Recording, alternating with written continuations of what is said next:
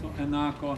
In najlepša je tista primera o pšeničnem zrnu, pravi, če pšenično zrno ostane zunaj, ni nič kaj posebnega.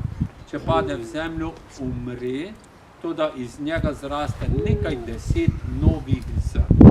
In to je tisto bogatstvo, o katerem je Jezus govoril, ko je hotel opisati tudi svoje življenje, kajti tudi on je bil takšno pšenično zrno, ki je padlo v zemljo in